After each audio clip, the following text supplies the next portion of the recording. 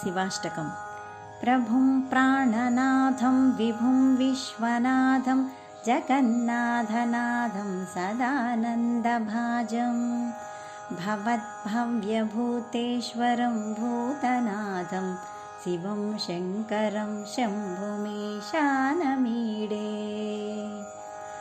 गळेरुण्डमालं तनौ सर्पजालं महाकालकालं गणेशादिपालं जटाजूटगङ्गोत्तरं गैर्विशिष्यं शिवं शङ्करं शम्भुमीशानमीडे।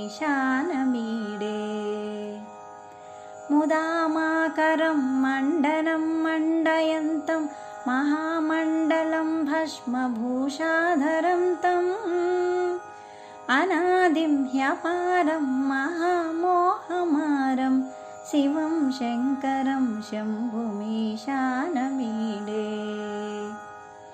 वटाधो निवासं महाट्टाट्टहासं महापापनाशं सदा सुप्रकाशं गिरीशं गणेशं सुरेशं महेशं शिवं शङ्करं शम्भुमीशानमीडे। गिरीन्द्रात्मजासं गृहीतार्धदेहं गिरौ संस्थितं सर्वदापन्नगेहं परब्रह्म ब्रह्मादिभिर्वन्द्यमानं शिवं शङ्करं शम्भुमीशानमीडे।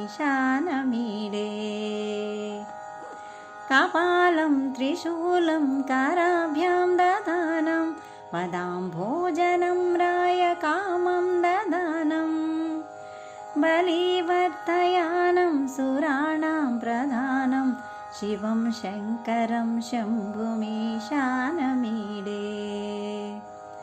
सरश्चन्द्रगात्रं गणानन्दपात्रं त्रिनेत्रं पवित्रं धनेशस्य मित्रम् अपर्णाकळत्रं सदा सच्चरित्रं शिवं शङ्करं शम्भुमीशानमीडे। हरं सर्पहारं चिताभूविहारं भवं वेदसारं सदा निर्विकारं श्मशाने वसन्तं मनोजं जहन्तं शिवं शङ्करं शम्भुमीशानमीडे। स्वयं यप्रभाते नरशूलपाणे पठेत् स्तोत्ररत्नं त्रिह प्राप्य रत्नं सुपुत्रं सुधान्यं सुमित्रं कळत्रं विचित्रैः समाराध्य मोक्षप्रयाति। इति श्रीशिवाष्टकं सम्पूर्णम्।